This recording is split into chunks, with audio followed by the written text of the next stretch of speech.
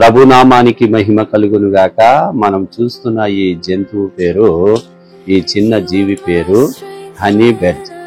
అయితే ఇది విషము కలిగిన పాము వంటివైన, మరి చిరుత పులి లాంటివైన, అలాగే మరి చిన్న చిన్న జీవులైనను పెద్ద జీవులైనను సింహము సైతం పులుల సైతం మరి హాని చేసే జంతువులు సైతం దీనికి ఎదురాడినను, దీనికి అటాక్ చేసినను, తినేటానికి వచ్చినను ఏమాత్రం భయపడకుండా ధైర్యముగా నిలుస్తున్నది.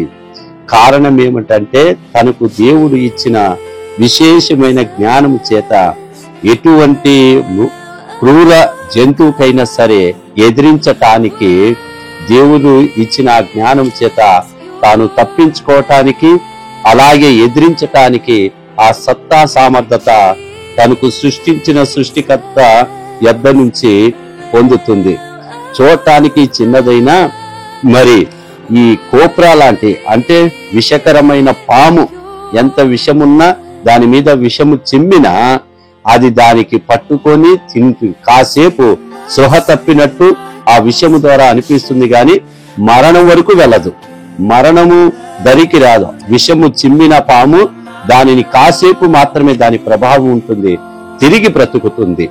అంటే ఒక విశ్వాసిగా నీవు నేను కూడా శోధనలు వచ్చినప్పుడు, బాధలు వచ్చినప్పుడు, కష్టాలు వచ్చినప్పుడు ఎలాగా ఈ జీవి ఎదిరించుటకు ధైర్యముగా నిలుస్తున్నదో, ధైర్యంగా ఎదుర్కొంటుందో, నీవు నేను కూడా ఆపద వచ్చినప్పుడు ధైర్యంగా ఉండటానికి ఇష్టపడాల.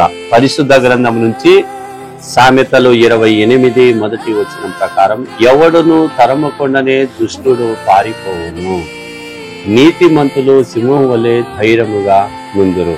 ఈ చిన్న జీవి అడవులలో తాను నివసించే చోట సింహము ఎదురొచ్చిన, గుంటనక్కలు ఎదురొచ్చిన, పాము ఎదురొచ్చిన, ఉడుము ఎదురొచ్చిన, అలాగే తను హాని చేయు అనేక జీవులు ఎదురొచ్చిన ధైర్యముగా ఎలాగ ఉన్నదో, సాతానుడు ఆయా రూపములో, ఆయా పరిస్థితిలో, ఆయా సమయములో మనకు ఎదిరించటానికి, లేక బాధ పెట్టటానికి, లేక గాయపరచటానికి, లేక శోధించటానికి, లేక వేదన పెట్టటానికి అనేక రకాలుగా ఈ క్రూర మృగాలు వలె ఎలాగా ఈ జీవిని క్రూర మృగాలు వచ్చి బాధ పెట్టుటకో, లేక చంపుటకునో, హాని చేయుటకునో ఎలాగ వచ్చి వేదన పెట్టడానికి పూనుకుంటున్నాయో, అలాగా శోధన వచ్చినప్పుడు, బాధలు వచ్చినప్పుడు, కష్టాలు వచ్చినప్పుడు కేవలం దేవాది దేవుని మీద మాత్రమే అపారమైన విశ్వాసం, నమ్మకం పెట్టి మన జీవితం కొనసాగినప్పుడు ఆశీర్వాదం దేవుడు